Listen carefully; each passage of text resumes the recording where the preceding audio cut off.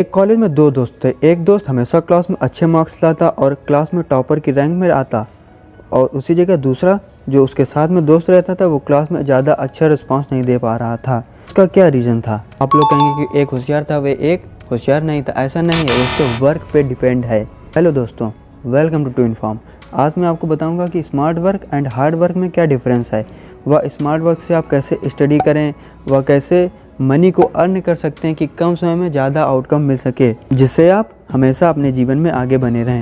ये क्वेश्चन हर्ष का था कि उनका क्वेश्चन था कि क्लास 10th के लिए लाओ 3 मंथ में क्या करें। यानी कि आप पूरा वैसे क्वेश्चन सही से नहीं, वैसा मैं जिस हिसाब से सोच रहा हूँ कि पूछना चाहते होंगे कि 3 मंथ में किस तरीके से ये अपने स्टडी पे कवर कर सकते हैं। तो इसी तरीके से अगर आपको भी क्वेश्चन है तो इस कमेंट बॉक्स में ज़रूर पूछें। वाह, आज का वीडियो बड़ा इंटरेस्टिंग है, तो आपको मैं बता दूं, आप खाली समय निकाल करके या अभी इस वीडियो को पूरा देखें। आपको इसमें आपको जो ज़रूर इन्फॉर्मेशन मिलेगी वो आपको बता दूं। अगर आप चैनल पर नए हैं तो प्लीज़ चैनल को सब्सक्राइब करके बेल आइकन कॉल पे सेट कर लें, क्योंकि मैं इसी तरीके से एजुकेशनल इन्फॉर्मेशन वीडियोस लाता रहता हूं। तो चलिए बिना किसी देरी के वीडियो को शुरू करते हैं।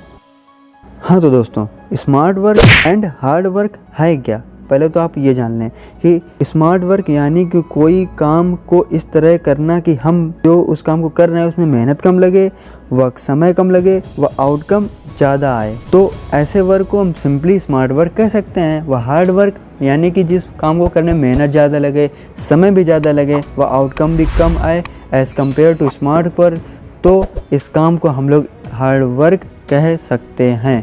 जैसे आपको मैं बताऊं कि आपको एग्जाम्पल के तौर पे बताऊं कि जैसे आपको कहीं जाना है, वो आपको वहाँ की रास्ता पता है, बट आपने वहाँ की जानकारी नहीं ली कि वहाँ की जो रास्ता और ट्रैफिक वगैरह तो नहीं है। तो अगर आप पहले से ही जानकारी ले लेते हैं या तो मैप्स के थ्रू अगर आप देखते हैं कि ट्रैफिक नहीं है तो आप शॉर्टकट रास्ता के थ्रू जा सकते हैं। तो यानी कि स्मार्ट वर्क में आप क्या समझे इससे कि अगर कोई काम को किया जाए उसमें स्ट्रेटजी व प्लानिंग के साथ अगर आप उस काम को करते हैं तो वो आप काम अच्छे से कर सकेंगे, उस काम को आप सिंपली हैंडल कर लेंगे। बात करते हैं स्टडी पे, तो थोड़ा एग्जांपल के रूप में था।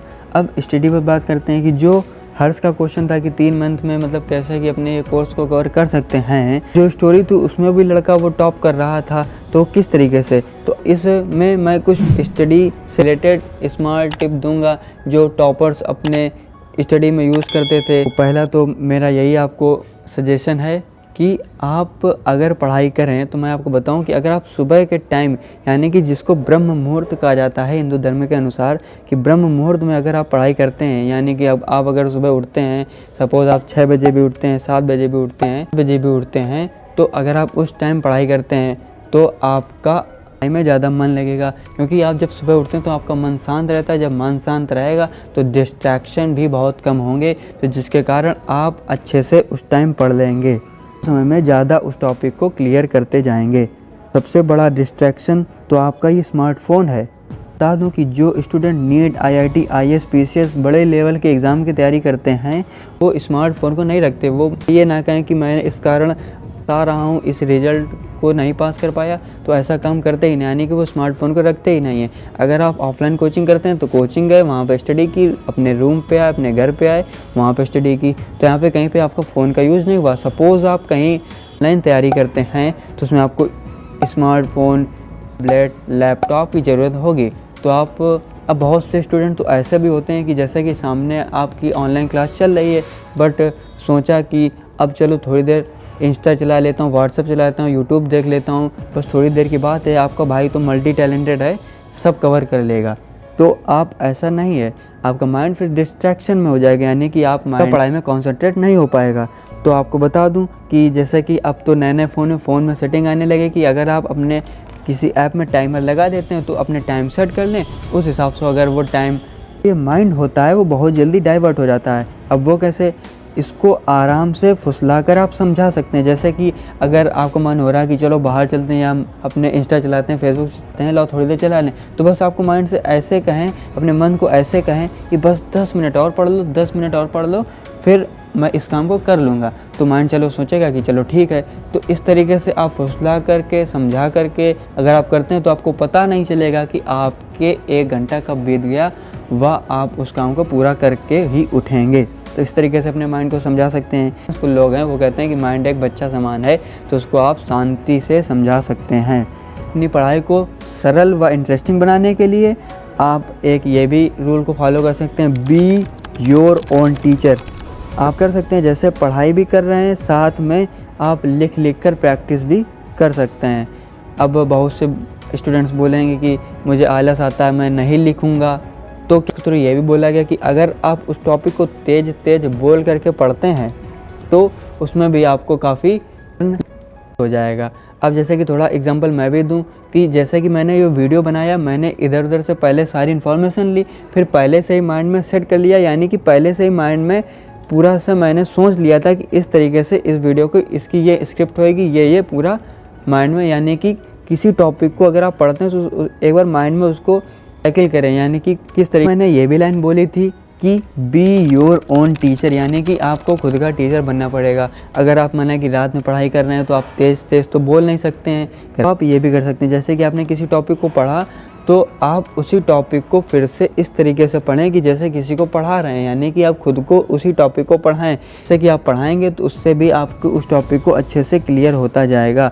वह सबसे जैसा कि आप लोग 2 घंटे 2.5 घंटे लगातार पढ़ते हैं, तो आप ये ना करके कि अगर आप ऐसा करते हैं कि आधा घंटे के 4 स्लॉट बना लिए, उसी में अगर आधा घंटे का जो बीच में गैप है उसमें अगर आप 5 मिनट का बीच में गैप रखते हैं, जिसके कारण आपको माइंड फ्रेश हो जाएगा, वह आप जब नेक्स्ट 30 मिनट पढ़ेंगे तो उसमें और नई ऊर्जा के साथ आप पढ़ते जाएंगे।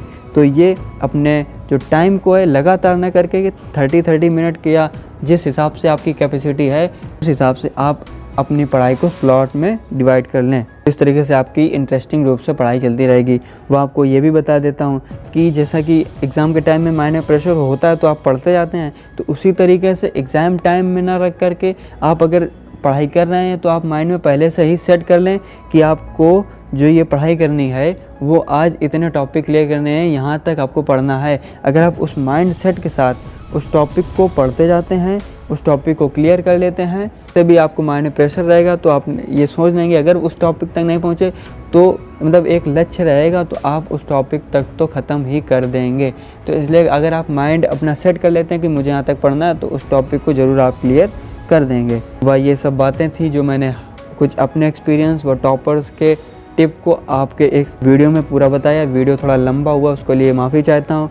वह आपको लाइफ में कुछ ये बातें भी अपने जीवन में उतारनी है।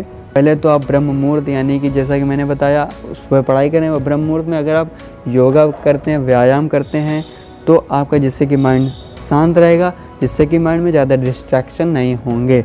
वह आपको बता दूं, अगर आप भगवान की पूजा करते हैं, उनकी पूजा करने से माइंड में काफ़ी शांत रहेगा, जिससे के कारण आपको भी काफ़ी लाभ होगा व ईश्वर की कृपा भी बनी रहेगी। सिंपली से मैं यही कहूँगा कि आप अपने जीवन में सफल हों। तो आज का वीडियो बस यहीं तक।